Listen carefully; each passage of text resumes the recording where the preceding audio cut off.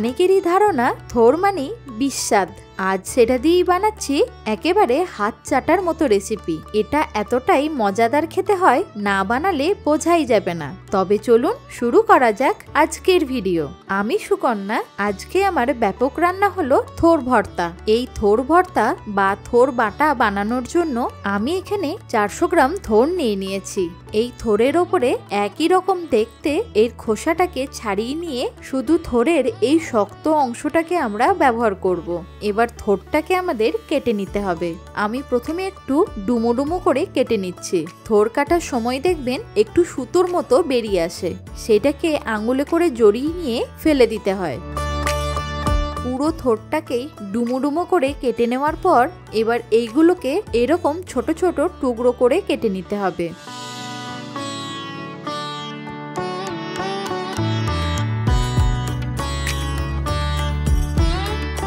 যাতে থোরটা কালো না হয়ে যায় তার জন্য একটা বড় বাটিতে দিয়ে দিচ্ছি 1 চা চামচ হলুদ গুঁড়ো। তাতে অল্প একটু জল দিয়ে থোরগুলোকে এর মধ্যে ভিজিয়ে রেখে দেব।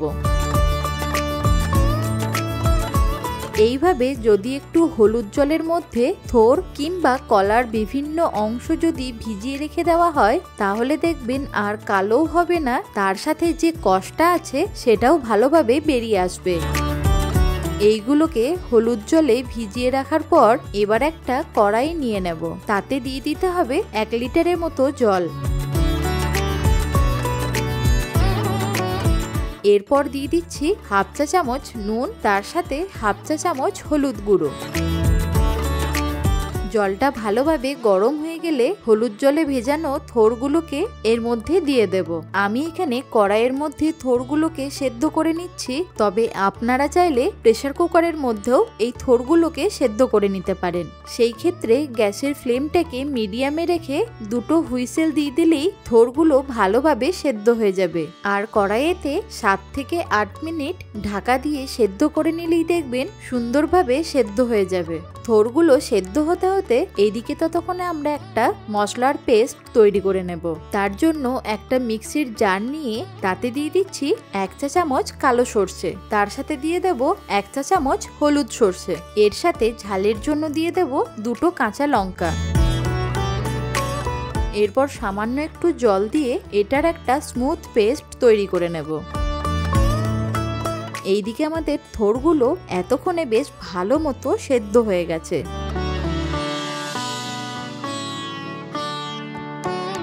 আমি একটা থোরকে কেটে দেখাচ্ছি, দেখুন কত সুন্দরভাবে সেদ্ধ হয়েছে।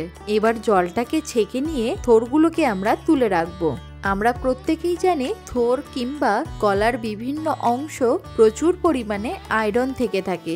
যাদের আয়রনের ডেফিসিয়েন্সি আছে তারা এরকম থোর কিংবা কলার বিভিন্ন রকমের রেসিপি বানিয়ে খেলেই আয়রনের ডেফিসিয়েন্সিটা কমে যাবে। থোরগুলোকে বাটিতে তুলে নেওয়ার পর এবার এইগুলোকে ভালো করে ঠান্ডা করে নিতে হবে। যেহেতু আমরা এটা পেস্ট করে নেব তাই ভালোভাবে ঠান্ডা হওয়া অবধি আমাদের ওয়েট করতে হবে। ভালো মতো ঠান্ডা হয়ে গেলে এবার একটা মিক্সির জারের মধ্যে এই থোরগুলোকে দিয়ে একটা ফাইন পেস্ট তৈরি করে নিতে হবে।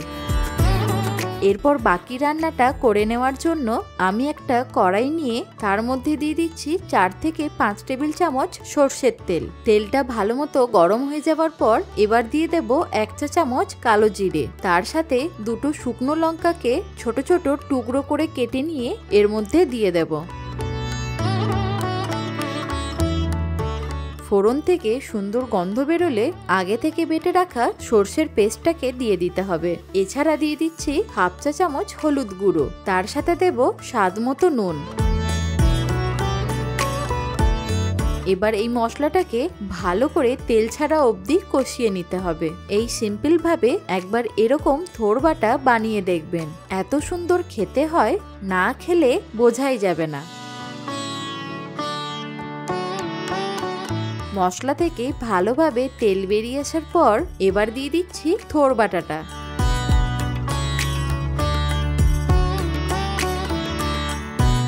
এই মশলার সাথে থোর বাটাটাকে একবার ভালো করে মিশিয়ে নেব। যতক্ষণ না থোড়ের জলটা ভালোভাবে শুকিয়ে যাচ্ছে ততক্ষণ অবধি থোড়টাকে আমাদের রান্না করে নিতে হবে। যে কোনো নিরামিষ দিনে এই থোড়ের রেসিপিটা বানালে এক থালা ভাত নিমেষেই শেষ হয়ে যাবে। মিডিয়াম টু হাই ফ্লেমে থোড়টাকে ভালো করে নাড়াচাড়া করে নেওয়ার পর দেখুন জলটা কিন্তু অনেকটাই শুকিয়ে গেছে। এই সময় দিয়ে দেবো 1 টেবিল চামচ চিনি। তার সাথে স্বাদটাকে আরেকটু বাড়িয়ে নেওয়ার জন্য দিয়ে দিচ্ছি একটা নারকেলের অর্ধেকটা। তবে আমি এখানে নারকেলটাকে কুঁড়ে নিয়ে ব্যবহার করছি। আপনারা চাইলে ছোট ছোট কুচি করেও ব্যবহার করতে পারেন। যেহেতু এই থোড় বাটাটা আমি এখানে নিরামিষ পদ্ধতিতে বানাচ্ছি তাই এখানে নারকেল কোড়া ব্যবহার করলাম। তবে আপনারা যদি আমিষভাবে বানান সেই ক্ষেত্রে অল্প একটু চিংড়ি মাছ এর মধ্যে ব্যবহার করতে পারেন। চিংড়ি মাছ দিয়েও খেতে কিন্তু দুর্দান্ত হয়। এই সব কিছু দেওয়ার পর আবারও 4 থেকে 5 মিনিট ভালো করে নাড়াচাড়া করে নিলেই দেখবেন থোড়ের জলটা সুন্দরভাবে শুকিয়ে গেছে। তার সাথে কড়াই থেকেও দেখবেন থোড় বাটাটা সুন্দরভাবে উঠে আসবে আর পরিমাণেও দেখবেন অনেকটা কমে যাবে। একদম লাস্টে দিয়ে দিচ্ছি 3-4টে কাঁচা লঙ্কা চেরা। আপনারা চাইলে এই সময় অল্প একটু সর্ষের তেল এর মধ্যে দিতে পারেন। যেহেতু আমি পরিবেশন করার পর সর্ষের তেল ব্যবহার করব তাই এখন আর দিচ্ছি না। এবার এই থোড় বাটার সাথে যদি গরম গরম ভাত হয় তাহলে তো পুরোই একেবারে জমে যাবে। আজকের এই থোড় ভর্তা বা থোড় বাটা আপনাদের কেমন লাগলো অবশ্যই কিন্তু আমাকে কমেন্টে জানাবেন। তাছাড়া আরো নতুন নতুন বাটা বা ভর্তার রেসিপি দেখতে চাইলে সেটাও অবশ্যই কমেন্টে জানাবেন।